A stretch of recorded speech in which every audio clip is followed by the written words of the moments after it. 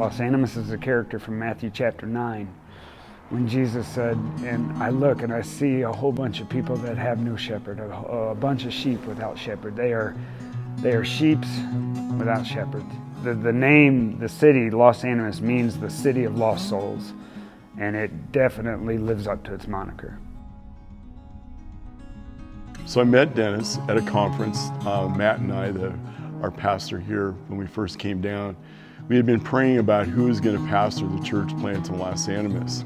And we asked the Lord specifically for someone who would love Los Animas, who would live there and love the people.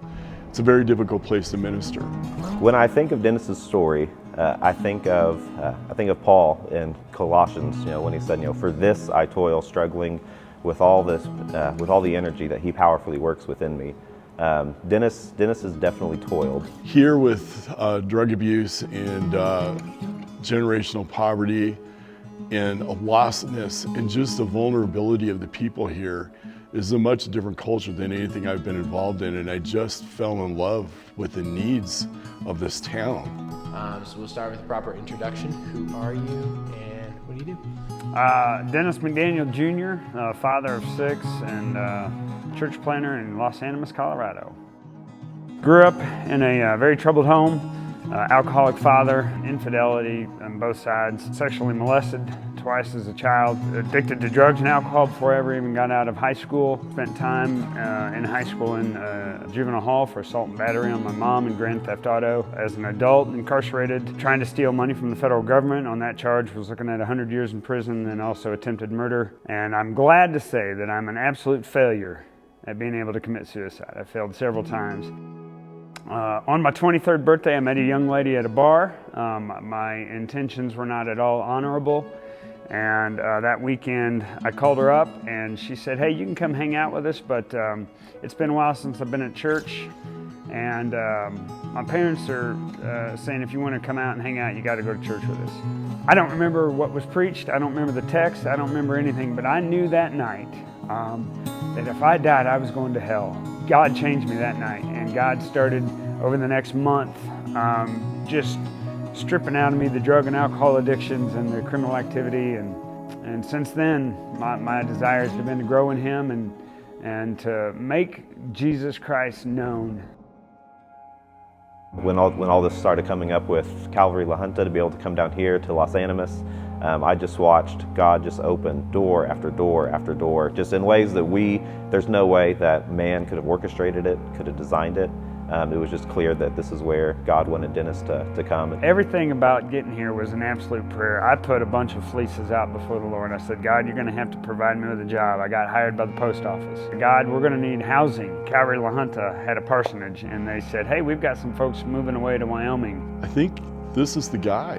I mean, we may not have known that right away, and then I tried to talk Dennis out of it, but he wouldn't hear of it, and he and his family moved. And now our church is trying to help them by, we're taking care of some of the bills for the building to keep things open. And our goal is to be a sending church from here, to be able to help them with people in ministry, to reach Los Animas for Christ. Paul didn't first just go to Athens and start having church services. After he tried to minister to the Jews, he then went out into the marketplace, and that's where he first started ministering, was in the marketplace. Then we see that Paul built disciples by ministering to folks in the marketplace, and then eventually there were enough disciples that where they needed to start gathering. And so that's been our model that we've been trying to do in Los Animas. I spend a lot of time at LA Cafe. In fact, that's where we're going to be eating lunch today. And there have been times where I've walked in and I've had, "Hey, Pastor Dennis, here's a phone message for you."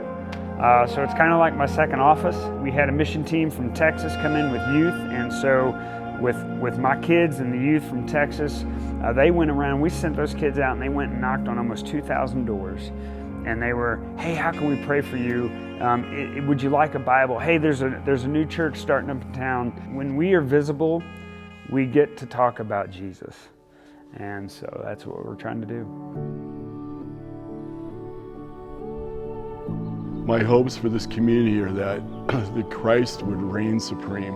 Make Jesus non-ignorable, in Los Animas and to the ends of the world. I do not believe that their recovery is possible without Jesus Christ.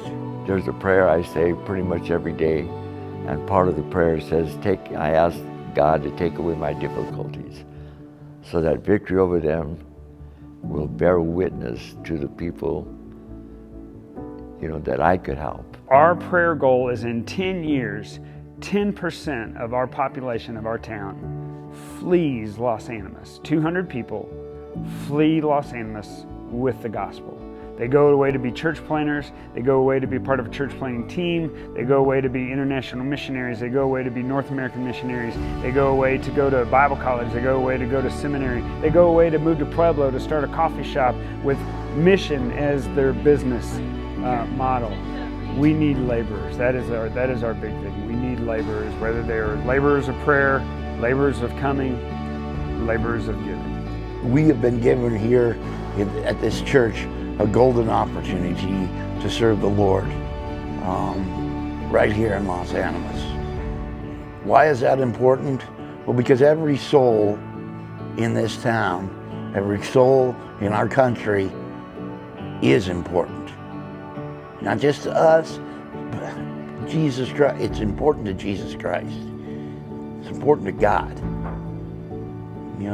And ultimately that's who we serve, is God.